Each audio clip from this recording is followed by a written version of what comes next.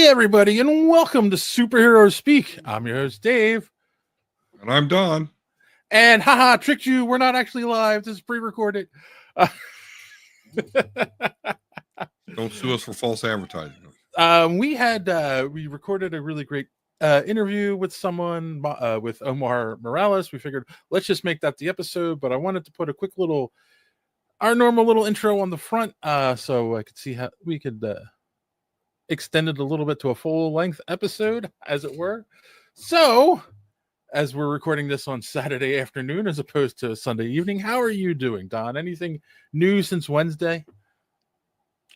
Yeah, I got to do tabletop gaming last night as we're recording this, so Friday night, which was fun because I originally was supposed to work Friday night, but that got canceled, so I was able to message the group there and was like, hey, we can game Friday, yay. But I really hadn't prepared anything yet, so I had to hustle and do that yesterday, and I got it done. It was a fun time, and yeah, so that's pretty much the only thing that's been new. I haven't seen the finale to Invincible season 3 yet. I will be watching that, and I do cross my fingers that somehow Dave decides to catch up, so we can maybe talk about that soon. But there's it. There you go. What about you? Anything new for you since Wednesday? I was going to say, I've been doing my best to get caught up. I've watched a couple more episodes of season 2, and it's Awesome. It's good. I don't have anything against it. It's I don't know when I can formulate. I wasn't even thinking about it. When I can formulate Wednesday, we'll talk about it more definitely. I think. I do know something happens in this finale of season 3 that made my daughter's son, who's a huge Invincible fan, very happy. I don't know what that means. He showed a clip to his mother while I was sitting in the kitchen. He's like, "Don't look, this is a spoiler." And I'm like, "Okay." And she's like, "Are you happy?" He's like, "Vindicated is more like it." So I don't know what that meant. But yeah, so yeah. I definitely now I need to get caught up just to find out what the heck he was talking about. Exactly. Exactly.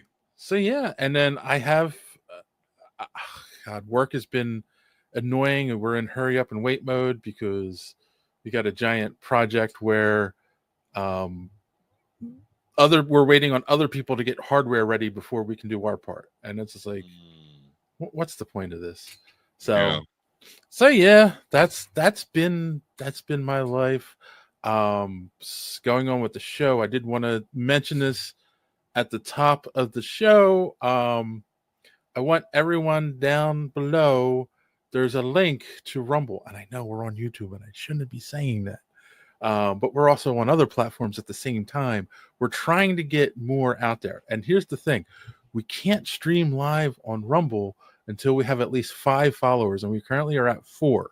So if one more person can follow us on Rumble, we can stream from there on the same nights that we stream everywhere else, and it'll help get us out there more, and it would be greatly appreciated, so that is the crux of my living right now, is to get us into more people's eyeballs so that we can spread the good word of comicdom to everyone.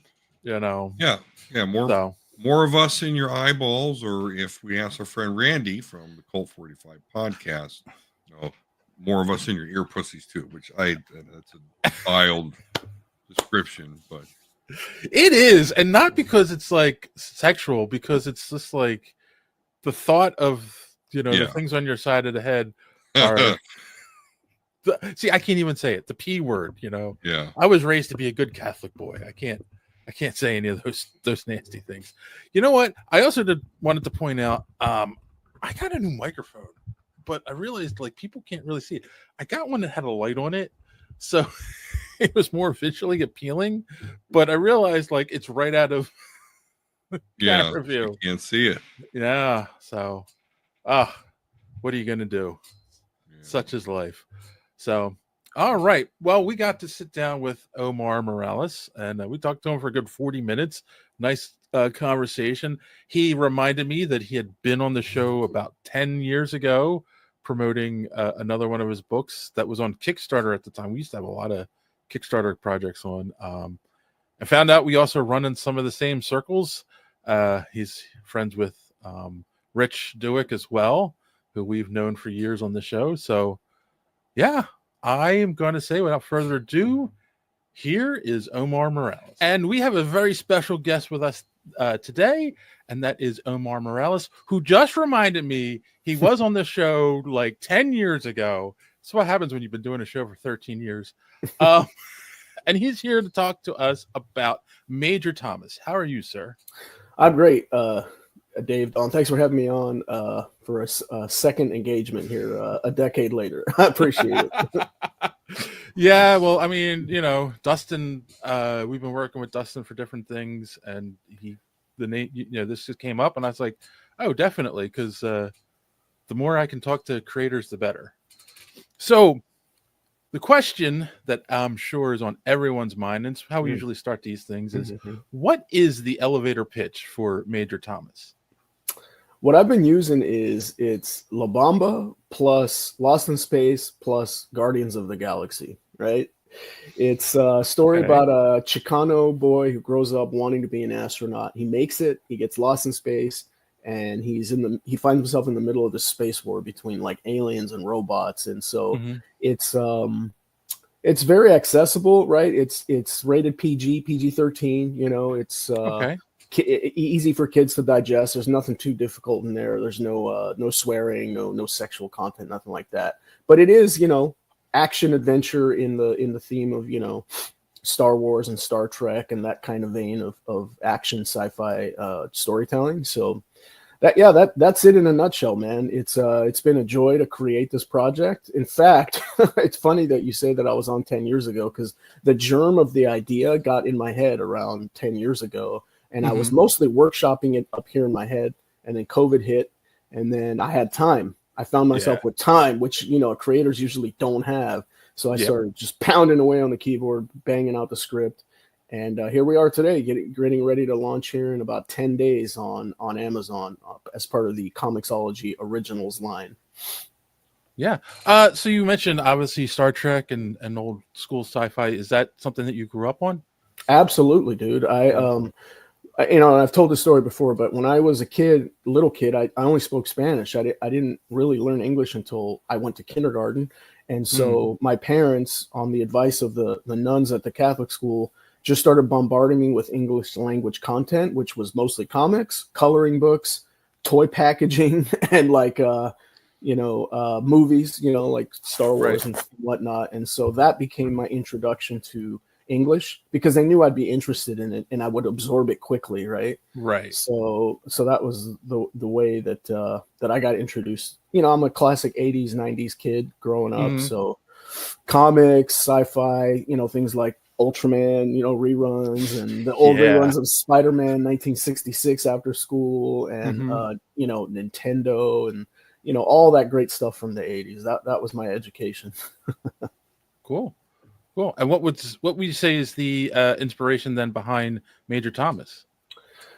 Well, on top of all that stuff that I just mentioned, right, which is just kind of in my blood as a fellow geek, the main inspiration was 2009. My wife and I went to a concert to see this band called The Sounds in San Francisco, and one of the warm-up acts was a band called Shiny Toy Guns, and they did a cover of Major Tom, the famous pop song from like 1981, and the lead singer just captivated me with that song, man. She really blew the roof off the place, and she had so much emotion describing this astronaut who's lost in space and he's desperate to get back home, and I could just feel his pain. And so the idea just went into my consciousness at that moment, and I just started working on the idea. But I thought, Major Tom, the famous astronaut from pop legend, like David Bowie, Space Oddity, we don't know much about him, right? Oh, he's an astronaut. His name's Major Tom. He's lost in space. And I was like, I'm going to put my twist on it. I'm going to make it Major Thomás. I'm going to make him a Mexican-American, like I am. And I want to talk about who he is, how he got there, why does he want to be an astronaut, how does he get lost in space, why does he want to get back home? Answering all these questions that were in my head about this fictional pop star character that's just like a throwaway lyric, you know, in some couple of famous songs. That was the main inspiration. And then later on, again in 2009, serendipity, there was a real life astronaut named Jose M. Hernandez, and he went to space as I want to say the first immigrant that came to the U.S. and became an astronaut. And they showed video of him in the space capsule, and he was waving his Oakland Raiders flag, and I'm a huge Raiders fan, so he captivated my heart. And so I had already started working on the story, and I was like, oh, this is even more proof of concept for me. And so he's a great dude, and he actually wrote the foreword for my book. So and everybody who orders the book on Amazon, you will see right away on like page 2 or 3 is a foreword from Jose M. Hernandez, kind of stumping for the book and what he likes about it and how it kind of correlates with his life story. And by the way, he has a movie about his life that's out on Amazon Prime right now called A Million Miles Away. It's great. If you haven't seen it, go watch it, man. It's super inspirational. Oh, that's cool. That's cool. And as a Mexican American, how important is like representation to you? Like, it's fundamental. It's the reason why I'm doing what I'm doing. And by the way, the entire creative team is all Latinos, and they're all from all over the world, right? I've got a few people from Costa Rica doing art on this book. I've got Fabi Marquez from Brazil. She did colors. Taylor Esposito, his roots are from Argentina. He lives here in New Jersey in the United States. And then Gab Contreras, she did the graphic design. She kind of the look and feel of the book. She's from Peru, so 100% made by Latinos. And it was super important to me to get not only representation in the story material, but in the people creating the book. Right. That's actually what's going to be my next question. It's not just the characters in the book; it's the people creating the book as well. Like, and hopefully it shines through with an authentic voice because of that, even if it's just subconsciously, you know? Right. Yeah. Okay. Don, you're being quiet today. Because I'm witnessing an interview. You're asking good questions. I don't want to mess that up. So you had talked about kindergarten growing up, inspired by all of this sci-fi, helped you learn English. Yeah. Have you always wanted to be a writer? I think so, man. I think it's always just kind of been there, and then later in life, I finally got the inspiration to try to do it. You know, I guess semi-professionally is what you would call it, because I do have a normal day job like most creators, and then I do this, nights and weekends, right? Passion project. But yeah, I remember as a kid, I had one of those little pins, the blue pin that had the 4 different colors, green, red, black. Yeah, that was the ultimate back then. Absolutely. Right. Like having one of those was like, having a lightsaber or something, it was like, I got one, So I remember I folded up like binder paper and I stapled the spine and I would draw my own little comics. And that was from an early age, like 6, 7, 8 years old. And I was really into drawing back then. I don't really draw anymore. And then like in high school, I accidentally ended up in a journalism class that I had listed as a backup class. And I ended up in it. And I tried to tell the teacher like, oh, I don't belong here. Like this was just a backup option. Let me get out of here. He's like, no, give it a chance. Give me a week or two. And I just caught the bug for journalism and writing. And I did a lot of columns and normal articles. And that continued into college where I studied mass communication. I studied radio, TV, all that stuff. And I actually worked professionally in TV for a few years, small market TV. But that's where I really learned a lot about a frame, and that helped me so much in comics as a writer, with visualizing close-ups, medium, wide shot, establishing shot, ground angle, bird's eye view, all that stuff that helps you not only communicate in a script to the artist, but just visualizing the story in your head and how a page should look and come together. So all that training in news was really, really helpful. And one of the most valuable lessons I learned in news was a producer once told me, he's like, as the reporter, don't overdo it with narration, your own voice and you talking. Let other people tell the story. Let the pictures, let the sound, and let the interview subjects really tell the story. Right. And so I really took that into comics where the artists do the heavy lifting and I try to keep it very light in terms of what I'm saying. as the writer, so to speak. I don't want to like overdo it. Right. And that's funny because I was going to say that's something that I've learned in all the years of doing this show is when I have someone on, I let them tell the story. Like I'm going to ask the questions and probe you, but it's your story that you're telling. So you mentioned comics that you like to draw them when you were a kid and all that stuff. So I need to ask, have you been watching Daredevil Born Again? I have. Okay. Yeah. So we got White Tiger, right? Like that was a big thing. Right. And it is canon in the comics, but how did you feel about episode 3? It was a punch in the where, man. Yeah. It was a kick right in the middle because it was like, dang, he's vindicated, he's justified, and then what happened. I don't know if you want me to spoil it. We talked about it on Wednesday's show, so yeah, that's fine. All right, so now he's dead and gone, and but at least he got a shine for a couple of episodes, and I'm sure Mr. Perez up in heaven is happy that his creation, made it to live action. Yes. But yeah, I've been enjoying the show. It is a little cleaner visually than the one on Netflix. The one on Netflix seemed to have this like grit and dirt, grittiness, like film damage almost, right? It was shot kind of dark, and the characters are all the same. It makes a strong connection with the Netflix show, but this one just looks a little bit more pristine. It looks a little cleaner, a little more Disneyfied. But I am glad that they're sticking to the roots of the show with the hallway fighting. A lot. Daredevil's always in these tiny closet hallway fights. Dark hallways. Yep. 10 minutes into the first episode, and he's fighting into the hallway. Yeah. Okay, exactly. We're back. Yeah, exactly.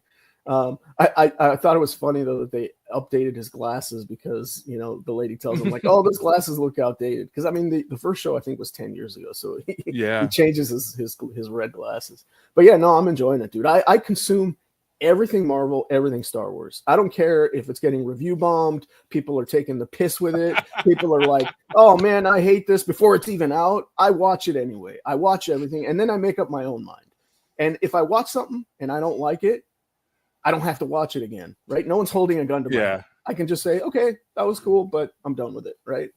That's a wonderful point. And I'd like to ask you, as a fellow consumer of all Marvel and Star Wars, how'd you like The Acolyte? There was bits and pieces of it that I liked, but it just was too like uneven for me, right?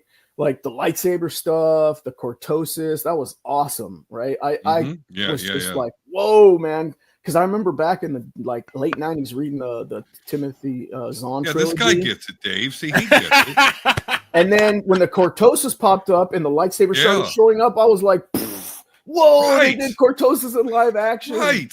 Yeah. See, this guy gets it, Dave. Okay. Good. Like Darth Plagueis, that was awesome. His creepy hand, and like I enjoyed it, man. But there was parts of it though, like that was just weird, like the power of the one, power of many, whatever. That was, all kind of cringy. It's like I get that. It was but bizarre, I really do right? like that show because of what you just mentioned previously. Don, you want me to leave you guys alone for a little while? It's gonna be my thing. I'm really curious to actually hear what real people, that aren't just trying to drag Disney Star Wars. Right. Right. I still stand by my issue with the show, and I know it's going to sound weird. Like, was this really a story people wanted? You know what I'm saying? It seemed out of place. Like I kind of said, if we went way back in the past and did the Old Republic, like people would be into that, and like completely disconnected from anything we already know, or go way into the future and like what's going on in the galaxy now. But this was just, it felt like a weird timing thing. It's right before it besmirched Yoda in your eyes, which that's the whole thing. All right, I'm sorry. Which honestly, sorry to tell you, as Star Wars continues to evolve, it is revealing that Yoda's not squeaky clean, and that's just kind of something. You take that back. Listen, one of my favorite characters of all of Star Wars. Yeah. Yoda. Yoda took the L for losing to the Emperor and for the Jedi collapse, in episode 3. He literally wears that on his sleeve, like, hey, this is my fault. We got too big for our britches. We got too arrogant. We couldn't see the Sith coming. And so, showing that he has flaws, I think humanizes him in the way that a green froggy alien can be humanized, with a species that has yet to be named. Right. I know. Isn't that crazy? Shape, and form. Isn't that crazy? Yeah. So, but he kind of lives on as Grogu, sort of, right? Like, even though Grogu's not a clone, but still. Anyway. Well. So there you go, and that leads me to my next question, because we all took something different from the Acolyte. What do you hope readers will take away from Major? I want to say correct, Thomás. Yeah. The main lesson about Major Thomás is, if you know what you want in life, go for it with a singular focus and a singular, just like undying, tenacity, and don't waver. Don't take your eye off the goal. Don't look to your sides. Don't look back, because he has a problem, this character, with hesitation, with self-doubt, and that kind of self-sabotages him at different points in his life. And he has to learn some very hard lessons. And then once he finally gets it and clicks in, oh, this is what I really want, it's almost too late. And he kind of screws himself. And so that's the lesson I want people to take from it, is go for it. As hard as your goal might seem, go for it. And if you have to die trying, then die trying, It's personal for me, kind of like making comics, right? There's no reason why I should be making comics, but I keep doing it, and I could have quit 100 times over the last 10 years, but I keep doing it because this is what I enjoy doing. And this is what I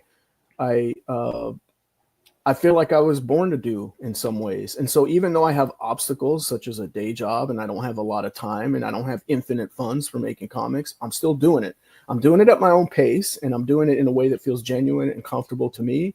But I'm not taking my eye off the ball. And there's times in my life where I have taken my eye off the ball, And so it's almost like me talking to me and saying, keep going for it, man. Keep going for it. Don't let anything get in your way.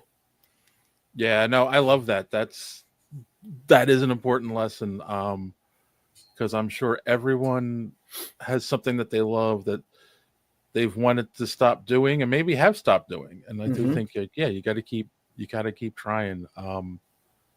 Like, it's just make it a little personal. I've always wanted to try painting, and I just recently really got into it. And I've been doing a lot of painting and posting on my social media, and everyone, I'm getting great feedback from people and stuff. And it's like, I always joke around with my girlfriend. I'm always like, I paint so that the voices in my head will go away and I won't kill anyone. But I mean it I joke because it's something I love and it relaxes me, but it's like something I've always wanted to do, but was always afraid to try. And that's the whole thing. I'm a middle-aged guy, but I was like, I want to do this. So I think that's an important thing. Like, don't give up on your dreams. Like, it's never too late to start something or start a passion project. I mean, awesome. Don has wanted to quit podcasting many times, and I forced him on this show. Well, that's great, man. I'm glad to hear it, guys. That I think everybody has that something, that one thing that they really feel like a burning desire and love for. And I'm here to tell you, do it, man. Do it. Yeah. But now, do it. Yeah, do it. Do it. So, do it. Which kind of leads into this question. So we normally end the podcast by saying, don't let your cape get caught in the door, right? Which started off as a joke, but really has come to mean don't let your shortcomings keep you from achieving a goal. Right. So what is something personal or professional, something that you've overcome in your life to achieve a goal? Well, I mean, just sticking with the theme of making comics, I still very much feel like a beginner, and I'm still learning, in fact, when I see people like well-known superstar, rock star comic writers put out a call for hey, I'm hosting a class on Zoom. If you pay and sign up or whatever, I do those. I still do those to this day. In fact, I'm enrolled in one right now with Scott Snyder, It's like a comics 101. It's now evolved into like 102, 103 because I've been with it for like 3 years now. And he brings on amazing guests, you know, that are equal in stature to him to help teach, you know, a community of people that want to learn. And so I look at myself as like a lifelong learner because I'm not as naturally talented as someone like Scott Snyder. It takes a lot of work to get to a place where you can tell a decent story. And I'm still trying to learn more and refine and get better. So I like that. Don't let your cape get caught in the door. And I think for a lot of people, that could just be their ego, right? They think like, oh, I've made it. I know everything there is to know about making comics. And, you know, I'm not trying to disparage anyone, but I see a lot of amateurs trying to lecture other amateurs online about how to make comics and how to do it right. And it's like, hey guys, we're all just trying to figure this out. There shouldn't be anybody lecturing anybody. So when anybody ever asks me my advice, what's your advice on making comics? I always say, don't quit, period, the end. That's the only thing I'm qualified to say as advice, because I try to live and breathe that attitude every day. So yeah, man, hopefully my cape doesn't get caught in the door and I can keep doing this for a long time. Yeah, no. I mean, and that goes back to right. You said like you don't quit on your dreams, don't give up because you don't know where it's going to go, right? Right, right. I think Stan Lee was like 45 when he finally made the Fantastic Four and had his first big success. And he was on his way out the door. His wife tells a story that he wanted to quit. And he was like, all right, screw it. And she was like, hey, if you're going to quit, go out with a bang and do a comic that, like, you know, you don't care what the audience thinks. You don't care what the critics think. You don't even care what your publisher thinks. You made the Fantastic Four and the rest is history, you know? Yeah. No, I agree. Have you seen you mentioned Stan Lee and it's something that's been on my mind. Have you seen the trailer for Stan Lee, the final chapter? Dude, not only did I see it, but I experienced it live in the flesh. Long time ago, there was a show in San Jose called Big Wow Convention. And I took my son, who at the time was like 5 years old, and we got to meet Stan Lee. We stood in a line. We paid $100. I got him to sign my Amazing Fantasy number 15 reprint, not a real original of the first appearance of Spider-Man. And the way he was being treated by his handlers, it felt like he was a monkey in a cage, dude. They literally took his hand and put it down on my comic at a spot where it would be a good spot to sign his autograph.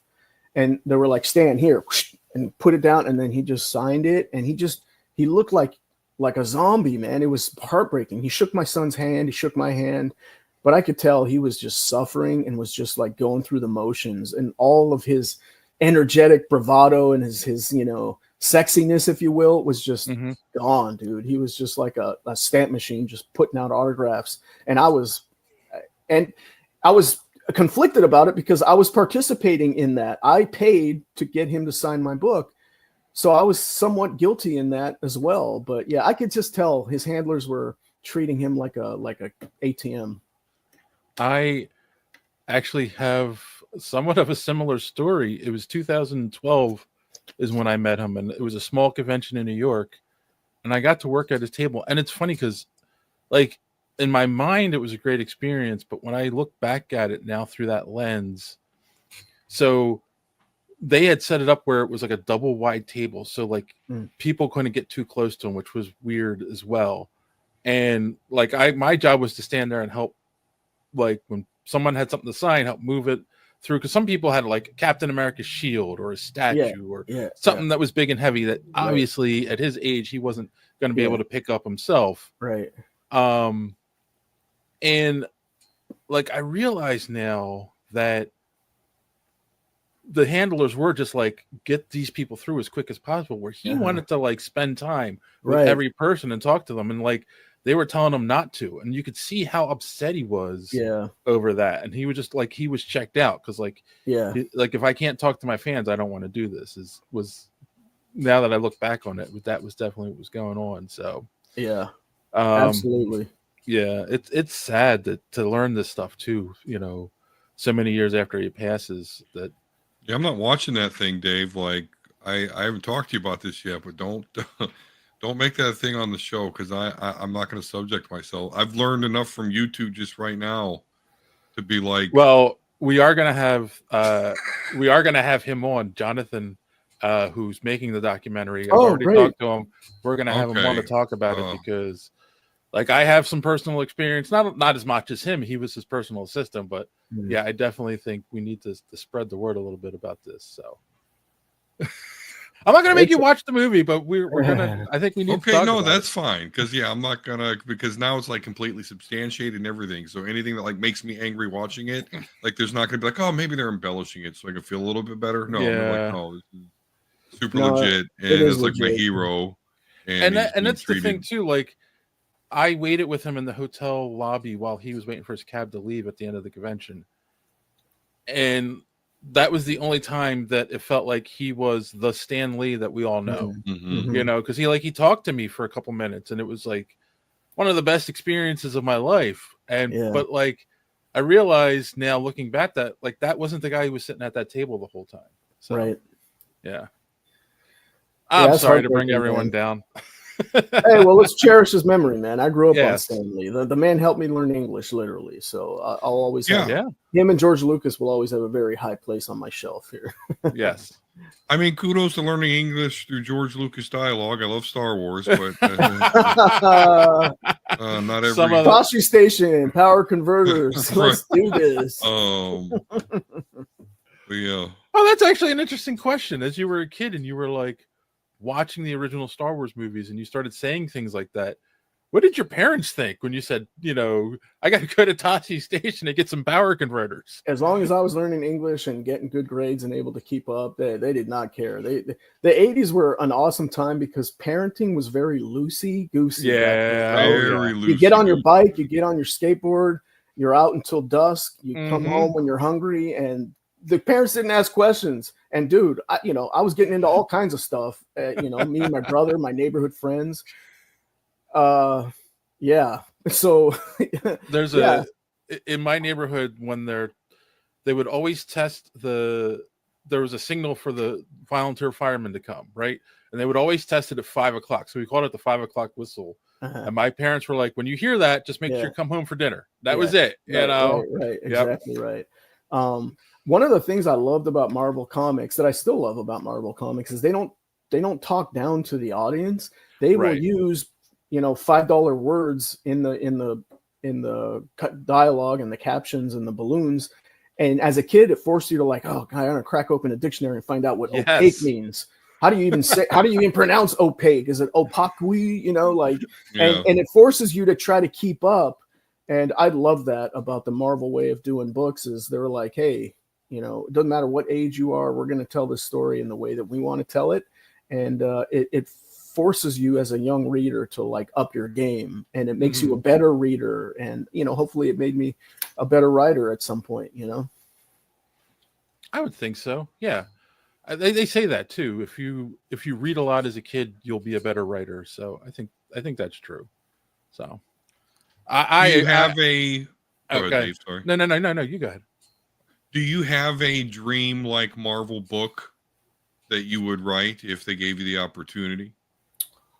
Sure. I mean, I'm a huge Captain America fan. I mean, I have many shields back here, probably not all of them visible, but yeah. But honestly, when I first started out, that was like the dream. Oh, I'd love to write for Marvel or DC. But over time, that changes, and a lot of creators, I think, like myself, feel like that ain't really it anymore. It's more about creator-owned content and telling a story that's wholly original that you can really control and make it your own. Because, let's face it, Marvel and DC, they're like these big factories that are corporate-owned entities, and they're just pumping out content just to keep up with all the various monthly titles that they have.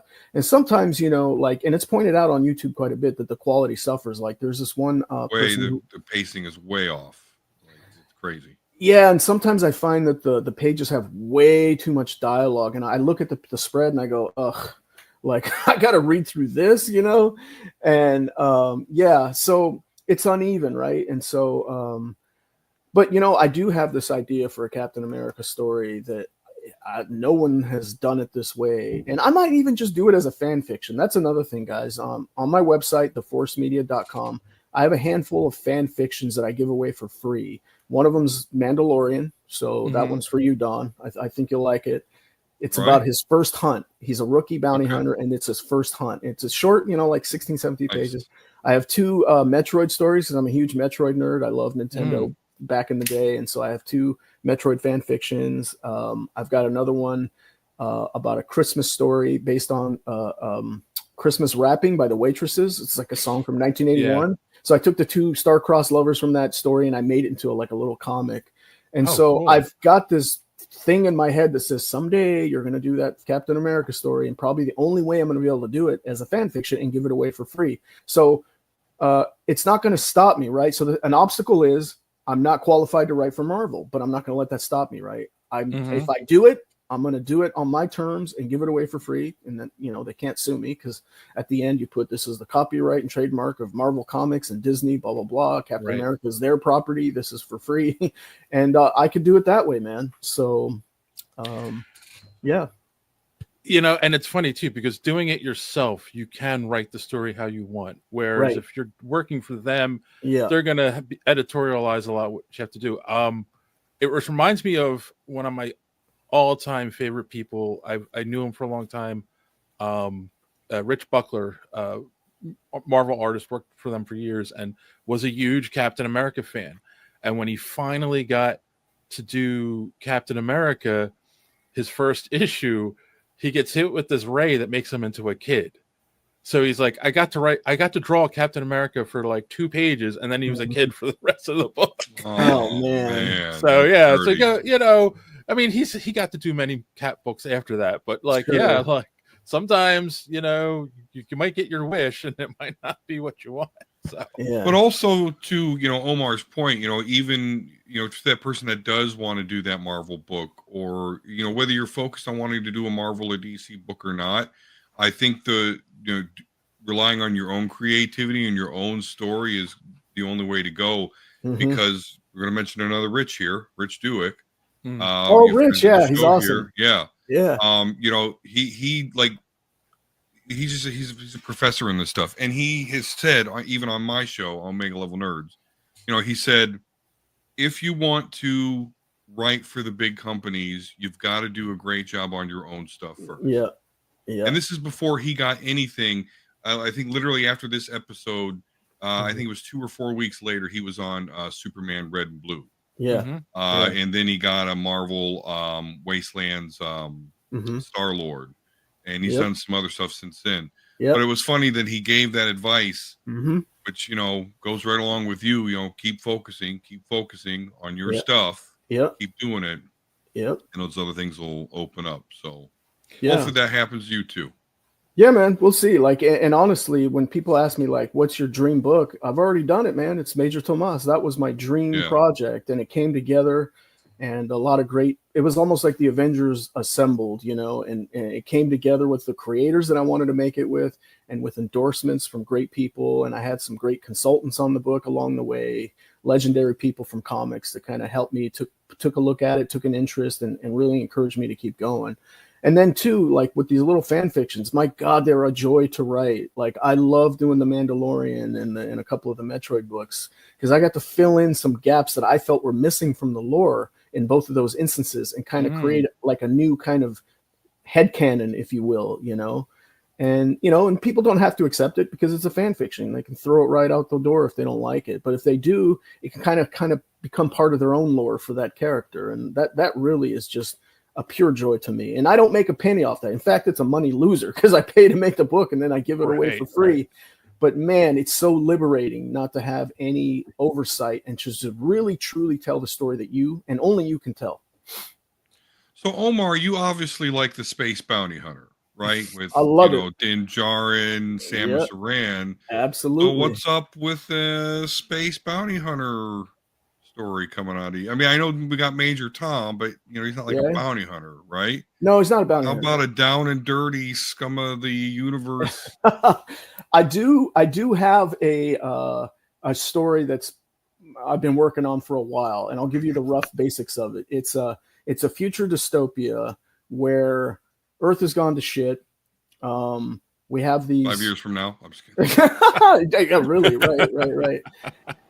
And we have this cult who has now kind of taken all the power and wealth and a lot of the water resources from Earth, and they've created these floating cities up in the sky where they hoard everything, and the people left on the ground is just fucking dystopia. It's terrible. It's like, nobody's got anything to eat or drink, and so there's this character who's bounty hunter-esque, I would say, armor, and they're in charge of going around to all the shit like cities, around the world, not around the world, around the United States, trying to make sure that pirates aren't stealing the resources from the normal citizens. And so she takes kind of a bounty hunter approach to taking down these utopias where the people are hogging all the stuff. And so it's there, Don. It's gonna blend a lot of things, and the main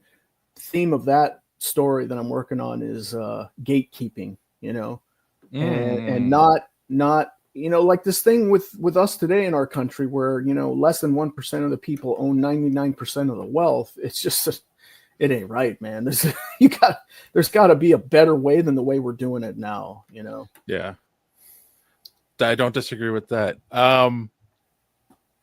All right, I got like 3 more questions, and because I have to ask this because I'm a big Cap fan as well. Yeah. So Steve Rogers, Sam, or Bucky? In terms of who I like it in the uniform? Who's your favorite? Okay, of course, because who doesn't dream being like less than the picture of perfection of taking a Vita-Ray, shower and then becoming this picture of health. But not only does he become this like amazing body, but he still has, his same heart. He's still the little guy inside, which the movies capture beautifully. Yeah. And I really love what Marvel did with the Steve Rogers character in the movies. Now, I'm not mad at Falcon. I went and saw the movie opening night and paid full fare, took my family, got the popcorn bucket, which you see back there. So yeah, I'm not mad at other people wearing the uniform. Like when Bucky had it, it was a different take, right? It was more a black uniform, and he had a gun, which is very unlike Cap, but it was something different, But yeah, Steve Rogers is the guy. I always, for some reason as a kid, I always loved the image of the heroes with their mask off. Like when it was Peter with the Spider-Man outfit up to here, but the mask was just hanging off of his neck. I just loved seeing his face. And same with Steve Rogers. I love seeing the uniform up to here, but then the cowl was hanging off the back, and you could see his blonde hair and his face, because it's like, oh, that's who he is. That's the guy under the mask. He's a real human being, right? So yeah. Wow. Okay. That's an interesting take, because a lot of people always say the opposite. Like, especially they say the brilliance behind Spider-Man was he's completely covered. So anyone can imagine themselves in the costume. Like, it doesn't matter if you're white, black, Hispanic, whatever. You can imagine yourself being Spider-Man. Yeah. But once you take the mask off and you see Peter Parker's, a white kid from Queens, it's kind of like, well, maybe that's not me. Yeah, no, well, I mean, I'm a Peter Parker fan before I'm a Spider-Man fan, right? I'm a Steve Rogers fan before I'm a Captain America fan. I love that. There's a real person there. Yeah. And anytime I see an action figure where the face is exposed and the mask is off, like, I got to have it, Or like I'm looking at a Cap one that I have up here where it has different heads available, and one of them is him without the mask, and it's just his swoopy blonde hair, and like that's the one I want to put on the body. Wow, that is the writer in you, definitely. I love that. So, all right. Now the most important question that we can ask is, where can people find the book? Because I know it's going to be on Comixology and Amazon. Yep. And where can people find you online? Okay. So there's my website, theforcemedia.com, and that has links to all my social medias. But I use the same handle that you see here on the screen everywhere. Omar Morales 81. You can find me on any social media platform on the planet. I even use that for Xbox and PlayStation. I try to use it for everything, so it's easy for people to find me. The book is dropping on March 25th on Amazon. It's part of Comixology Originals. It's selling for a screaming hot price of $6.99, guys. It's 130 pages of content, full color, and it's selling for the price of damn near a single issue, right? And it's a very low risk investment. If anyone's curious and kind of on the fence, hey, for $6.99 you cannot go wrong. And even better, if you subscribe to Comixology Unlimited, you get to read all the originals for free as part of that package. So if you're subscribed, you will get to be able to read it for free on day and date on March 25th. So it's digital only for now, but there's a chance and a hope that down the line it could come in print, because sometimes Comixology originals, they sub-license to like traditional publishers who take the rights, print it, and then put it into shops, comic shops, bookstores, etc. So there's no guarantees of that, but for now, I really hope people give it a chance. Just if you go on Amazon, just Google Major Thomás or my name or both, and it'll take you right to it. Of course, my website has links, to the pre-order site, and people can actually pre-order it now, and then it'll come right into your Amazon Kindle, I think it is. Or you can actually read it just right on Amazon.com if you don't have Kindle, and just read it right inside of a web browser. Well, that's actually what I do. Is I have a Kindle on my iPad, and I just read a lot of stuff on there. So, yeah. Well, I'd love to hear what you guys think about it down the road, guys. I definitely will be reading it, and obviously all the links for all that will be down in the description below. So, go check them out. Thank you, guys. All right, now, and I know that Don is probably going to look you up on PlayStation so he can play Rivals with you. I know that's I just coming. Fired it up. Yeah, just fired it up. So the question that we normally end on is, how do you measure success? Like, again, back 10 years ago, I think the measure of success was, did I make it into Marvel? Did I make it into DC? But that has changed for me, and I know for legions of others, where now it's like, hey, just because you're not, quote unquote, working full time in comics and it's your primary source of income doesn't mean you haven't had success. I think even like we were just talking about Rich Douek, he's in my book extremely successful, and I think he's still carrying a day job, if I'm not mistaken. And that does not mean he's not a successful comics creator. He is. He's done his own stuff, and then he parlayed his own stuff into working with the big two. To me, that's success. He's doing it on his own terms. So that's what I would say. If you're happy with what you're doing and you're having fun doing it, that is the measure of success. I see a lot of people out there that are miserable, whether they're established big two creators or they're just getting started and they're indie creators, and they're just miserable. And to me, that does not look like success. You got to be happy doing it. You got to have fun doing it. You've got to be out there trying to spread positivity with your stories, and not trying to tear yourself down or tear other people down. Keep it a positive community, and to me, that's the measure of success. Awesome. All right. Well, thank you for coming on, and for everyone watching, make sure you go check out all those links. Check out his website. He does have some great stuff on there. Go check out the Mandalorian book. That was fun. So yeah. All right. Thank you, guys. Thank you. All right. Well, that was great. And we can do this because we're professionals.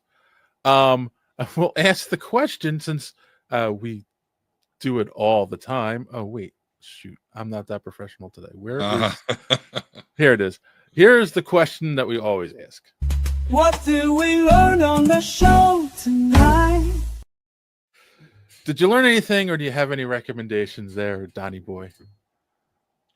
I definitely learned from Omar, how long he's been focused on this, that, even he struggles, but ultimately, talks himself into staying focused. And I just think that's a pretty good lesson for a lot of different areas in life.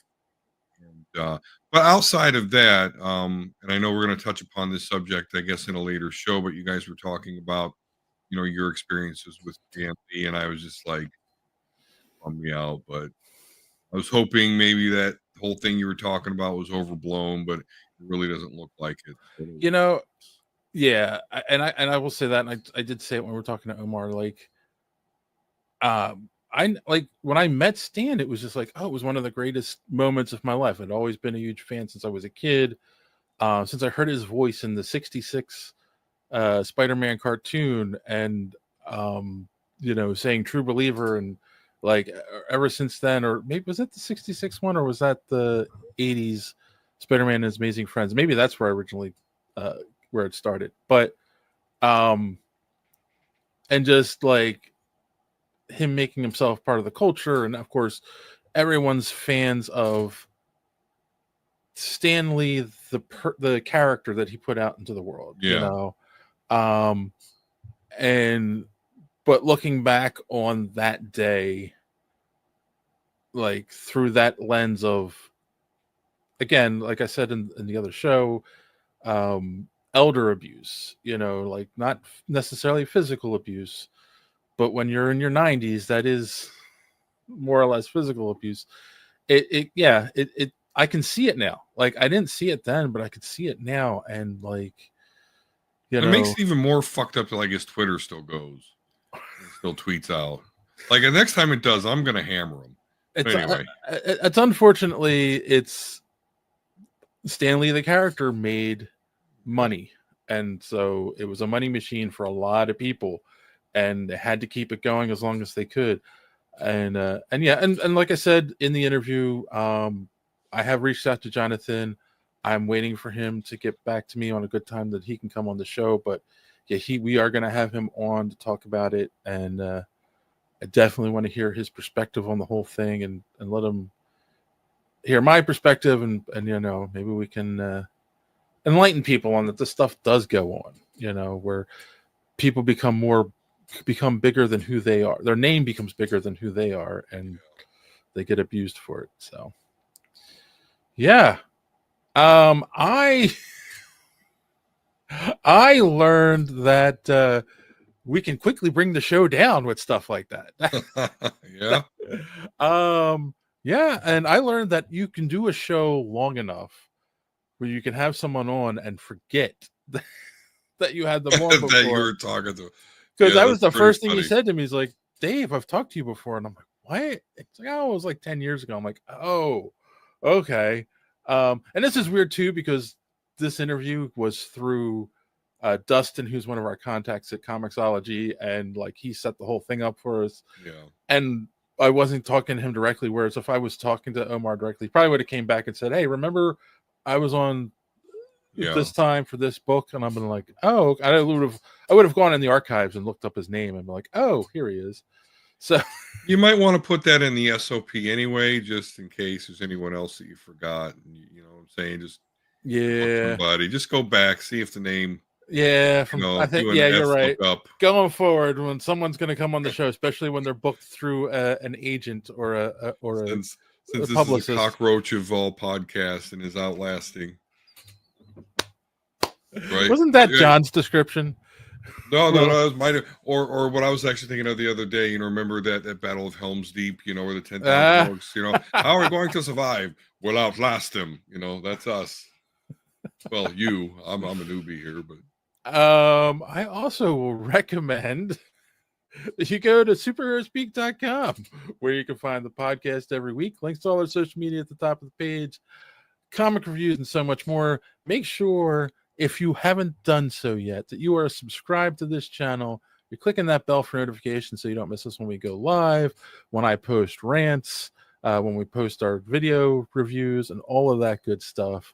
Smash that like button. It really does help with the algorithm. Gets the show out there for even more people to find us. And if you're so inclined, go visit our merch store. Link is in the description below. Get yourself a Superhero Speak t-shirt today. They are the greatest podcast t-shirts on the internet. That is what everyone is saying. At least that's what I have heard. All right. I think that's it, unless you have something else you want to say to the good people out there. Don, just have a great week. We'll see you again on Wednesday, and sorry we weren't live, but hey, we got to go to bed early on a Sunday. All right, check out the Discord. I play video games in there randomly. There you go. You know, me and Kassan hung out the other night, so just if you want more, you might be able to get some on our Discord. Yes. And go check out Rumble. I know. Don't tell YouTube that I said that. Just all I need is like a couple more people to follow us on there. You don't even have to ever watch us on there again, just so we get enough so we can stream to get new fans over on Rumble. That's all I'm trying to do. All right. On that note, boys and girls, as always, thanks for watching, and don't let your cape get caught in the door. See you next time. If you haven't done so yet, subscribe.